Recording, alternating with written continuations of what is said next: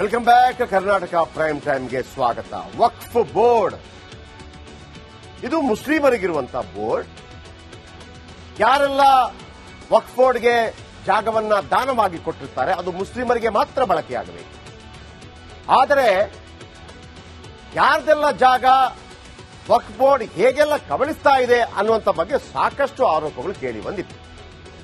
For example Asaduddin Owaisi MP ಅವರು ಹೇಳ್ತಾರೆ, ಉತ್ತರ ಪ್ರದೇಶದಲ್ಲಿ 1,20,000 ಪ್ರಾಪರ್ಟಿ ಇದೆ ವಕ್ಫ್ಗೆ ಸೇರಿದ್ದು. ಎಷ್ಟು?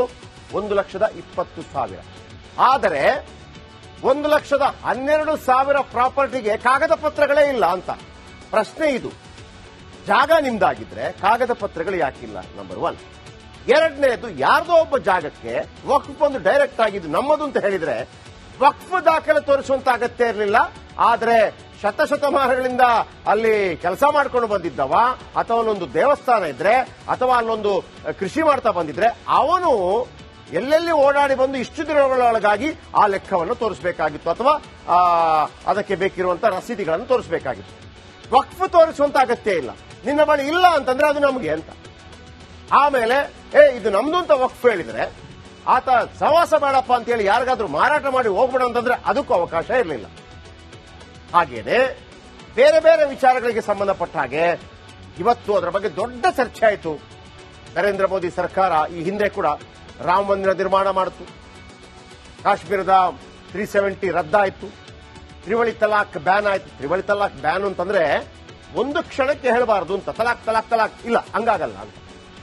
ನೀವು 6 ತಿಂಗಳ ಗ್ಯಾಪ್ ಅಲ್ಲಿ ನಿಜವಾಗಿ ಕಾನೂನಲ್ಲಿ ಇರೋದು ಅಟ್ಲೀಸ್ಟ್ 6 ತಿಂಗಳ ಗ್ಯಾಪ್ ಕೊಡಬೇಕು. ಒಮ್ಮೆ ತಲಾಕ್ ಹೇಳಿದ್ರೆ ಮತ್ತೆ 2 ತಿಂಗಳ ನಂತರ ಇನ್ನೊಂದು ತಲಾಕ್, ಇನ್ನೊಂದು ತಿಂಗಳ ನಂತರ 2 ತಲಾಕ್, ಒಟ್ಟು ಅದೇ ತರ ಈಗ ಸರ್ಕಾರಗಳು ಕೋರ್ಟ್ಗಳು ಕೂಡ ಹೇಗೆ ಒಂದು ತಲಾಕ್ ಕೊಡುವಾಗ ಅಥವಾ ಡಿವೋರ್ಸ್ ಕೊಡುವಾಗ 6 ತಿಂಗಳ ಕಾಲಾವಧಿ ಕೇಳುತ್ತೆ. ಅದೇ ತರ ನಿಮಗೆ ವಾಟ್ಸಪ್ ಅಲ್ಲಿ ಯಾವುದೋ ಕೋಪ ಬಂತು, ಇದೆಲ್ಲ ನಡೆಗಳಿಂದ ಅನೇಕ ಬಡ ಕುಟುಂಬದ ಮುಸ್ಲಿಂ ಮಹಿಳೆಯರು ಖುಷಿ ಪಟ್ಟಿದ್ರು. ಇದೀಗ ವಕ್ಫ್ ಬೋರ್ಡ್ ವಿಚಾರಕ್ಕೆ ಸಂಬಂಧಪಟ್ಟ ಹಾಗೆ ಒಂದು ತಿದ್ದುಪಡಿ. ಆಶ್ಚರ್ಯ ಏನಪ್ಪಾ ಅಂತಂದ್ರೆ ಮುಸ್ಲಿಂ ಮಹಿಳೆಯರು ಇದಕ್ಕೂ ಕೂಡ ಮೋದಿ ಅವರಿಗೆ ಸಾಥ್ ಕೊಟ್ಟಿದ್ದಾರಂತೆ. ಆದರೆ ವಕ್ಫ್ ಬೋರ್ಡ್ ಮುಸ್ಲಿಮರಿಗೆ ಯಾವ ರೀತಿ ಇನ್ನು ಮುಂದೆ ಲಾಭಕರವಾಗಿರುತ್ತಾ ನಷ್ಟಕರವಾಗಿರುತ್ತಾ, ಈಗ ಇದ್ದಿದ್ದೇನು, ಏನು ಬದಲಾವಣೆ ಆಯಿತು, ಆರೋಪ ಪ್ರತ್ಯಾರೋಪ ಏನು, ಎಲ್ಲ ವಿಚಾರಗಳ ಬಗ್ಗೆ ನಿಮಗೆ ಹೇಳ್ತಾ ಹೋಗ್ತೀನಿ. ಅದಕ್ಕಿಂತ ಮೊದಲು ಈ ಒಂದು ಸೂಪರ್ ಸ್ಪೆಷಲ್ ಸ್ಟೋರಿ ನೋಡಿ.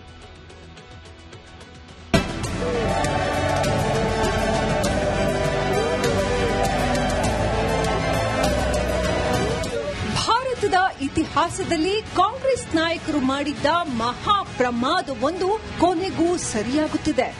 ಕಂಡವರ ಮನೆ, ರೈತರ ಜಮೀನು, ಪುರಾತನ ದೇಗುಲಗಳು, ಇಡೀ ಗ್ರಾಮಗಳೇ ತನ್ನದು ಅಂತಿದ್ದ ವಕ್ಫ್ ಬೋರ್ಡ್ಗೆ ಕೊನೆಗೂ ಮೂಗುದಾರ ಬೀಳ್ತಾ ಇದೆ.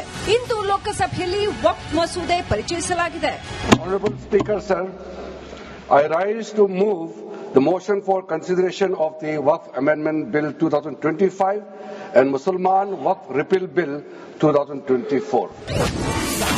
ಕರಾಳ ಬೋರ್ಡ್ಗೆ ಚಂದದ ಹೆಸರು ವಕ್ಫ್ ಅಲ್ಲ, ಇನ್ಮುಂದೆ ಉಮ್ಮೀದ್ ಆಕ್ಟ್.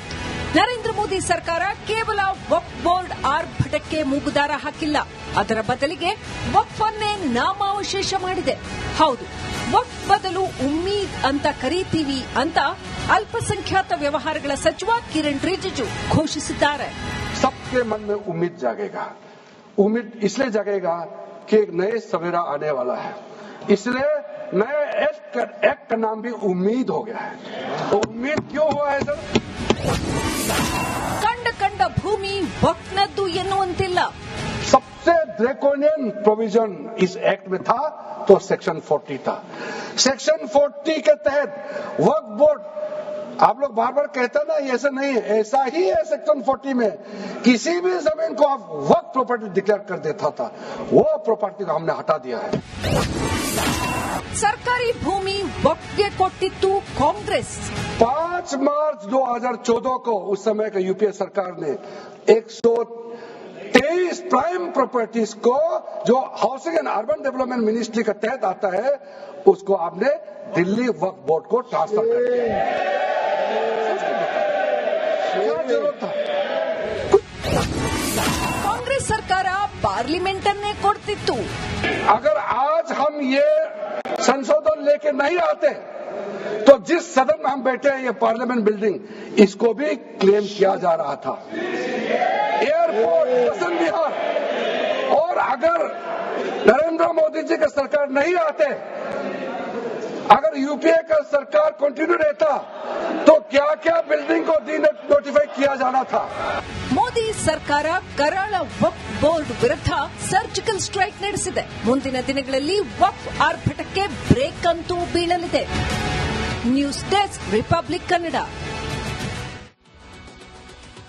ಎರಡು ಮುಖ್ಯ ಪಾಯಿಂಟ್ಗಳನ್ನು ತಗೊಳ್ಳಿ ವೀಕ್ಷಕರು. ಎರಡು ಮುಖ್ಯ. ನಾನು ಜಾಸ್ತಿ ಮಾತಾಡೋಕೆ ಹೋಗೋದಿಲ್ಲ. ಅಂದ್ರೆ ಯಾವುದು ಬಹಳ ಆತಂಕಕಾರಿಯಾಗಿತ್ತು, ಸೆಕ್ಷನ್ 40 ಅಂತಿತ್ತು. ಸೆಕ್ಷನ್ 40 ಈ ವಕ್ಫ್ನವರಿಗೆ ಅಂದ್ರೆ ಅದರ ದುರುಪಯೋಗ ಹೆಂಗಾಗುವ ಸಾಧ್ಯತೆ ಇತ್ತು ಅಂದ್ರೆ, ಒಂದು ದೇವಸ್ಥಾನ ಇದೆ, ಒಂದು 1500 ವರ್ಷಗಳ ದೇವಸ್ಥಾನ ಅಥವಾ 2000 ವರ್ಷಗಳ ದೇವಸ್ಥಾನ. ಇಸ್ಲಾಂ ಬಂದೇ 2000 ವರ್ಷ ಆಗಿಲ್ಲ ಇನ್ನೂ ಕೂಡ. ಇವನಿಗೇನು ಅನ್ಸ್ಬಿಡ್ತದೆ, ಇಲ್ಲ ಅವ್ರಿಗೇನೋ ಒಂದು ಕಿರಿಕಿರಿ ಮಾಡಬೇಕು ಅಂತ ನಾಳೆ ಹೋಗಿ ಹೇಳ್ಬಿಡೋದು ಬೆಳಗ್ಗೆದ್ದಾಗ, ಅದು ನಮ್ದು ಅಂತ. ಆ ದೇವಸ್ಥಾನದವ ಓಡಾಡಿ ಸತ್ತ ಹೊಡ್ಬೇಕು ಅಂತ ಪರಿಸ್ಥಿತಿ. ಇನ್ನೊಂದು ಜಾಗ ಇರುತ್ತೆ, ಆ ಜಾಗ ನಂದಪ್ಪ ಅಂತ ಹೇಳೋರಿಲ್ಲ ಕೇಳೋರಿಲ್ಲ, ಹಂಗಾಗ್ಬಿಟ್ಟಿದೆ ಸರ್. ಸೆಕ್ಷನ್ 40 ಅಂದ್ರೆ ಅದು ಯಾವುದು ಮನಸ್ಸಿಗೆ ಬಂತು, ಈ ಜಾಗ ನಂದು. ಈಗ ನಾನು ಹೋಗ್ಬಿಟ್ಟು ವಿಧಾನಸೌಧ ನಂದು ಅಂದ್ರೆ ಹೆಂಗೆ ಸರ್? ಈಗ ನಾನು ಹೋಗ್ಬಿಟ್ಟು ವಿಧಾನಸೌಧ ನಂದು ಅಂದ್ರೆ ಫಸ್ಟ್ ಒಟ್ಟು ಓಡಿಸ್ತಾರೆ ಬಂದು. ವಕ್ಫದ ಹಂಗಲ್ಲ, ವಿಧಾನಸೌಧವ್ರು ಓಡಾಡಬೇಕು, ವಿಧಾನಸೌಧ ವಕ್ಫದಲ್ಲ ಅಂತ ವಿಧಾನಸೌಧವ್ರು ಓಡಾಡಿ ಡಾಕ್ಯುಮೆಂಟ್ ತರಬೇಕು. ಅಲ್ಲಿ ತನಕ ವಕ್ಫ್ ಆರಾಮಾಗಿ ಕೂತಿರುತ್ತೆ ಬೀಡಿ ಹೇಳ್ಕೊಂಡು ತಗೊಂಬ. ಹಂಗೆ ಪರಿಸ್ಥಿತಿ. ಇನ್ನೊಬ್ಬ ಪಾಪ ಯಾವುದೊಂದು 5 ಎಕರೆ ಕೆಲಸ ಮಾಡಿ ಅದನ್ನೊಂದು ಅಂತ ಹೇಳ್ಬಿಡು. ಅಲ್ಲಪ್ಪ, ನಾನು ಇದನ್ನು ತುಂಬಾ ಸಲ ಹೇಳಿದೆ. ಈಗ ನಾನು ವಕ್ಫು ಆ ಜಾಗ ಹೇಳ್ಬಿಡ್ತೀನಿ ನಾನು, ಅದು ನಂದಪ್ಪ, ಶಂಕರಪ್ಪ ಸುಲೈಮಾನ್ ಯಾರೋ ಒಬ್ಬ, ಅದು ನಂದು ಅಂತ.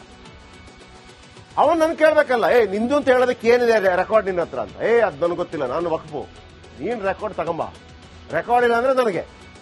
ಹಿಂಗೆ ಮಾಡಿ ಅಸಾದುದ್ದೀನ್ ಓವೈಸಿ ಹೇಳಿದ ಮಾತು ಕರೆಕ್ಟ್ ಇದೆ. 1,20,000 ಪ್ರಾಪರ್ಟಿಗಳ ಪೈಕಿ 1,12,000 ಪ್ರಾಪರ್ಟಿಗಳಿಗೆ ದಾಖಲೆನೇ ಇಲ್ಲ. ಆಯ್ತಪ್ಪ, ನೀವು ತಗೊಂಡ್ರಿ, ಮತ್ತೊಂದು ಮಾಡಿದ್ರಿ. ಯಾವ್ದಾದ್ರೂ ಶಾಲೆ ಕಟ್ಟಿದ್ರ, ಯಾವ್ದಾದ್ರೂ ಆಸ್ಪತ್ರೆ ಕಟ್ಟಿದ್ರ, ಯಾವ್ದಾದ್ರೂ ಅನಾಥಾಶ್ರಮ ಕಟ್ಟಿದ್ರ, ಏನಾದ್ರೂ ಆಯ್ತಾ ಅಲ್ಲಿ? ಆಯ್ತು. ಬಡಾ ಮುಸ್ಲಿಮರಿಗೆ ಒಂದು ವಿಧವೆಯರು ಇರ್ತಾರೆ, ಏನೋ ಒಂದಿರ್ತಾರೆ, ಹೆಂಗೋ ಅದರಲ್ಲಿದೆ. ಏನಂತಂದ್ರೆ, ಸಾಧಾರಣವಾಗಿ ನಿಮಗೆ ಶಾಬಾನು ಪ್ರಕರಣ ಗೊತ್ತಿದೆ, ಜೀವನಾಂಶ ಕೊಡೋಂಗಿಲ್ಲ, ಇಳವರು ಈಗಲೂ ಕೂಡ ಅದನ್ನು ಕಟ್ಟರಾಗಿ ಪಾಲಿಸೋರಿದ್ದಾರೆ. ವಿಧವೆಯರು ಇರ್ತಾರೆ ಅಂತ ತಿಳ್ಕೊಳ್ಳಿ. ಮದುವೆ ಆಗಕ್ಕಾಗಲ್ಲಪ್ಪ, 55-60 ವರ್ಷ ಆಯ್ತು, ಏನ್ ದಿಕ್ಕಿಲ್ಲ. ಆಯ್ತು, ಅವ್ರಿಗೊಂದು ಈ ಯಾವುದು ವಕ್ಫ್ ಜಾಗದಲ್ಲಿ ತಗೊಂಡ್ರಪ್ಪ, ನಿಮಗೊಂದು ಎಲ್ಲ ವಿಧವೆಯರು, ಆಮೇಲೆ ಏನು ಸ್ವಲ್ಪ ಗಂಡ ಬಿಟ್ಟವ್ರು ಏನಾದ್ರು ಇದ್ರೆ ಅವ್ರಿಗೊಂದು ಮನೆ ಮಾಡ್ಕೊಂಡು ಕೂತ್ಕೊಳ್ಳಿ. ಮಾಡಿದೀರಾ? ಒಂದು ಅಂಕಿಅಂಶ ಕೊಡ್ತೀನಿ, ಏನು ಮಾಡಿಲ್ಲ. ಎಷ್ಟು ಕೋಟಿ ಆದಾಯ ಬರುತ್ತೆ, ಏನು ಮಾಡಿಲ್ಲ. ಇವತ್ತು ಮೂಗುದಾರ ಒಂದು ನಂಬರ್ 1. ಎರಡನೇದಕ್ಕೆ ವೀಕ್ಷಕರು, 2014ರಲ್ಲಿ 123 ಪ್ರಾಪರ್ಟಿಯನ್ನ ಮನಮೋಹನ್ ಸಿಂಗ್ ಅವರು ಈ ನಗರಾಭಿವೃದ್ಧಿ ಪ್ರಾಧಿಕಾರಕ್ಕೆ ಬರುವಂತದ್ದು ಡೆಲ್ಲಿಯಲ್ಲಿ 123 ಪ್ರಾಪರ್ಟಿನ ಹೆಂಗ್ ಕೊಟ್ಬಿಟ್ರು ಗೊತ್ತಾ? ಚಾಕ್ಲೇಟ್ ಕೊಟ್ಟಂಗೆ. ಮಕ್ಕಳಿಗೆ ಚಾಕ್ಲೇಟ್ ಕೊಡ್ತೀವಲ್ಲ, ಏನು ಮಠ ಬಾ ಪುಟ, ಚಾಕ್ಲೇಟ್ ಕೊಟ್ಟಂಗೆ 123 ಪ್ರಾಪರ್ಟಿಯನ್ನ ಒಂದೇ ದಿನಕ್ಕೆ. ಸರ್, ಇದನ್ನ ಪ್ರಶ್ನೆ ಮಾಡಬಾರ್ದ? ಇಲ್ಲಿ ಪಾಪ ಒಂದು ತಿಳ್ಕೊಳ್ಳಿ, ಇಲ್ಲಿ ಪಾಪ ಮುಸ್ಲಿಮರ ವಿರುದ್ಧ ಹೋಗೋದು ಅಂತಲ್ಲ. ಈಗ ಮುಸ್ಲಿಮರು ಬದುಕಬಾರ್ದ ಈ ದೇಶದಲ್ಲಿ? ಮುಸ್ಲಿಮರು ಈ ದೇಶದ ಪ್ರಜೆ ಅಲ್ವಾ?